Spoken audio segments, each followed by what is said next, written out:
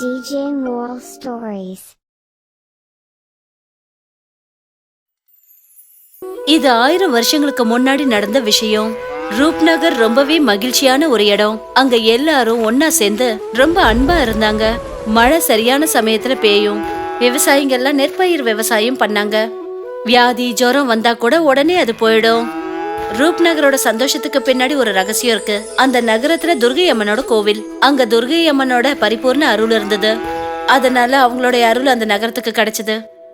கிராமத்து பெருங்குடி மக்களே, நவராத்திரி வரப்போகுது. இந்த வருஷமும் நம்ம அம்மன் கோயில் பூஜைய நல்லபடியா செய்யணும். பாரம்பரியம் இப்பவும் இங்க நல்லா தொடர்ந்துகிட்டு தான்ப்பா இருக்குது. அம்மனோட இந்த சிலைய மறுபடியும் நாம இன்னொரு தடவை பிரதிஷ்டை பண்ணி தான்ப்பா ஆகணும். அதுக்கப்புறம் கிராமத்துல இருக்கிற ஒவ்வொரு வீட்டுல இருந்தும் நெய்யும் பாலும் கொண்டு வந்து அம்மனுக்கு அபிஷேகம் பண்ணணும். அம்மனுக்கான புது வஸ்திரம் நம்ம பூசாரி மூலமா வழங்கப்படும். அப்புறம் அன்னைக்கு ராத்திரி கிராமத்துல யாரும் தூங்கிடக்கூடாது. சரிங்க தலைவரையா, நாம நம்ம கிராமத்தோட பாரம்பரியத்தை முழுமையா காப்பாத்துவோம். சரியா நவராத்திரிக்கு 5 நாள் முன்னாடி நடந்த விஷயம். அப்ப பாதி ராத்திரி இருக்கும். அப்பதான் அந்த கிராமத்தை சேர்ந்த ரொம்ப வயசானவர் கோபாலன் தன்னோட கையில மோளத்தை அடிச்சுக்கிட்டே சத்தம் போட்டுக்கிட்டே தம் வீட்டை விட்டு வெளியே வந்தாரு. கிராமத்து மக்களே, எல்லாரும் கொஞ்சம் சீக்கிரம் வெளியில வாங்க. இப்போ ஒரு பெரிய அனர்த்தம் ஆயிடுச்சு. நான் தான் சொல்றேன், எல்லாரும் வெளியில வாங்க. கோபாலனோட சத்தத்தை கேட்டு பாதி ராத்திரில ஜனங்க எல்லாம் வெளியே வந்தாங்க. அப்புறம் கோபாலன் ஜனங்க கிட்ட என்ன சொன்னாரோ அதை கேட்டுட்டு ஜனங்க எல்லாம் நிசப்தமாயிட்டாங்க. ஐயா, நீங்க என்ன சொல்றீங்க? என்ன அனர்த்தம் ஆயிடுச்சு? நான் என் கனவுல என்ன பார்த்தனோ அதை தான் ஐயா சொல்றேன். கனவா? ஆனா கனவோட அர்த்தம் தான் என்னன்னு சொல்லுங்க. அதை நினைச்சுதான் ஐயா என் உடம்பெல்லாம் நடுங்க ஆரம்பிச்சிடுச்சு. நம்ம ஊர்ல இருக்கிற அம்மன் கோயில் சிலைக்கு அடியில நம்ம ஊரு அம்மன் கைது செய்யப்பட்டிருக்கு ஐயா, கைது செய்யப்பட்டிருக்கு. துர்கை அம்மன் ரொம்ப சக்திசாலி. அவங்கள போய் யாரு கைது பண்ண முடியும்? அப்படியே அவங்க கைது செய்யப்பட்டிருந்தாலும் அவங்களே வெளியே வந்துட முடியுமே. துர்கையோட பக்த அந்த சின்ன பொண்ணு ஷோபா சொன்னதை கேட்டுட்டு எல்லாரும் யோசிக்க ஆரம்பிச்சாங்க.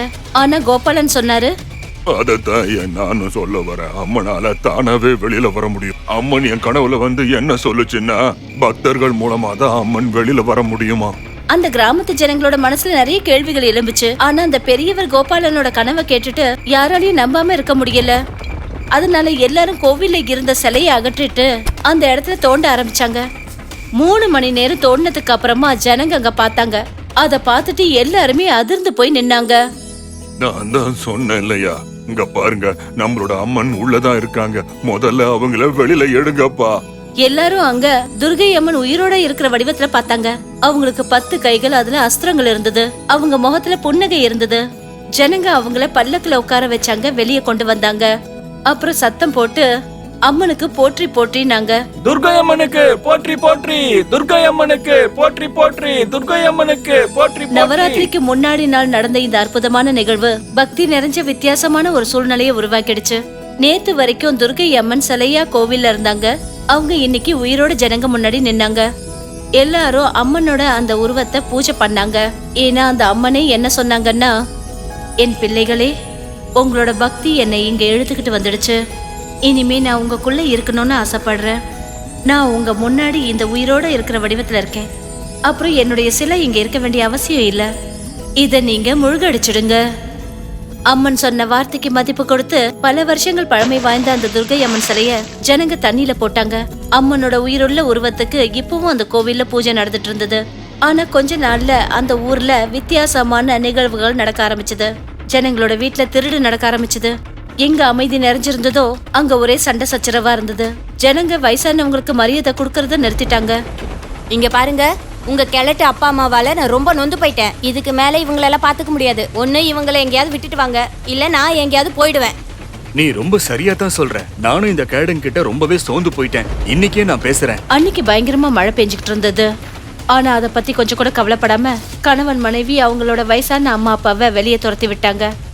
எப்பா, கொஞ்சமாவது கருணை காட்டுப்பா. உன் மனசுல கொஞ்சம் கூட ஈரமே இல்லையாப்பா? யாராவது இந்த மாதிரி வயசான அம்மா அப்பாவை வெளியில துரத்துவாங்களாப்பா?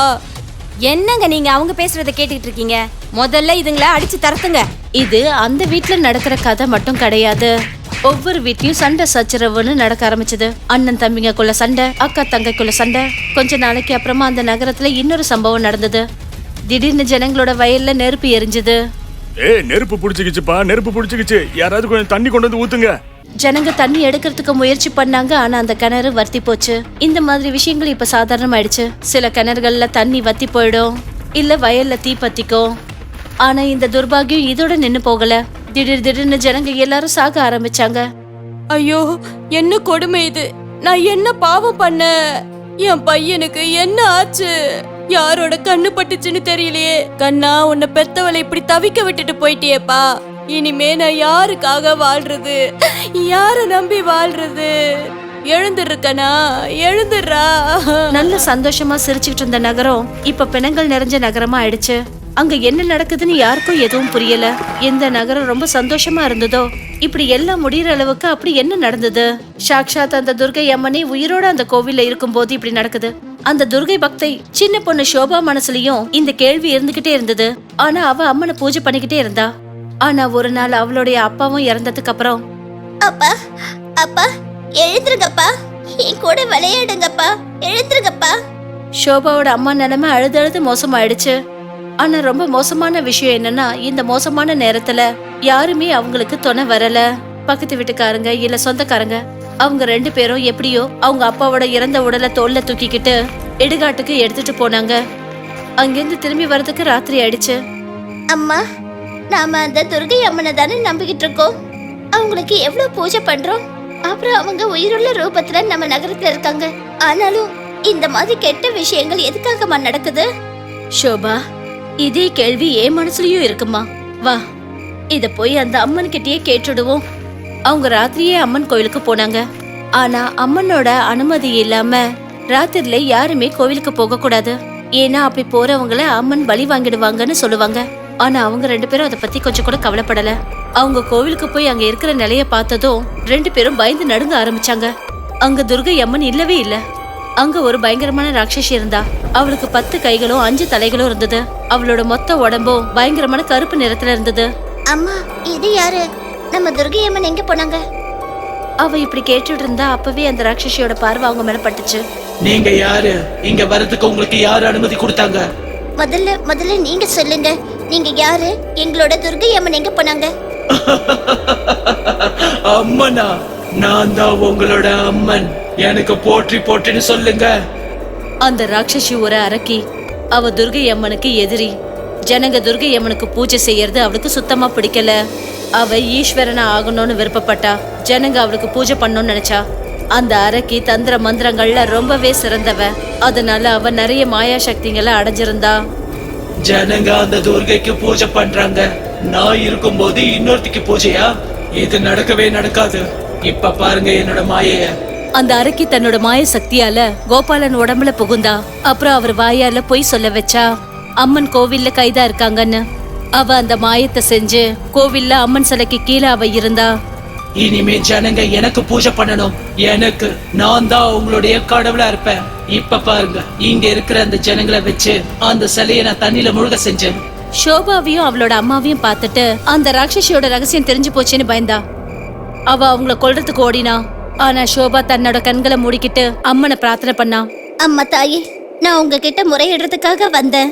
ஆனா எனக்கு தெரியாது இந்த துஷ்ட சக்தி இவ்வளவு பெரிய சதியை செஞ்சிருக்கான்னு எனக்கு தெரியாது. அம்மா, இவளோட சக்தி முன்னாடி நாங்க ஒண்ணுமே இல்ல.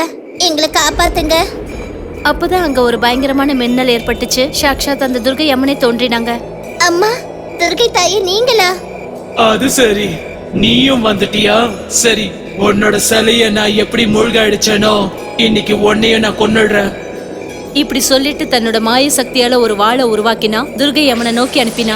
ஆனா துர்கை அம்மன் அந்த அரக்கி மேல திரிசூல சக்தி அனுப்பினாங்க. அடுத்த நிமிஷமே அந்த அரக்கி தன்னோட உயிரை இழந்தா. துர்கை அம்மன் வாழ்க! துர்கை அம்மன் வாழ்க! அம்மா, எதுக்காக எங்க நகரத்து மேல இருந்த உங்க அருளை பறிச்சுக்கிட்டீங்க? திரும்பி வாங்கம்மா, தயவு செஞ்சு திரும்ப வந்துருங்க. மகளே, இனிமே நான் எப்பவும் இங்கதான் இருக்க போறேன். எங்கேயும் போக மாட்டேன். உன்ன மாதிரி ஒரு பக்தி இருக்கிற இந்த இடத்த நான் விட்டுட்டு எங்கேயும் போக மாட்டேன். இப்படி சொல்லிட்டு துர்கை அம்மன் ஒரு முறை நகரத்தை நோக்கி பார்த்தாங்க. அவங்க நெற்றி கண்ல இருந்து ஒளி வந்தது. அப்புறம் எல்லா பிரச்சனைகளும் சரியாயிடுச்சு. கிணத்துல தண்ணி வந்துடுச்சு. நெற்பயிர்கள் செழிப்பாச்சு. இறந்தவங்களுக்கு உயிர் வந்தது. அப்புறம் அன்னை துர்கை அங்கிருந்து மறைஞ்சாங்க. ஷோபாவும் அவளுடைய அம்மாவும் துர்கை அம்மனோட சக்தியை பார்த்துட்டு சத்தம் போட்டு சொன்னாங்க. சத்தம் போட்டு சொல்லுங்க, துர்கை அம்மனுக்கு போற்றி! எல்லாரும் சொல்லுங்க, துர்கை அம்மனுக்கு போற்றி போற்றி!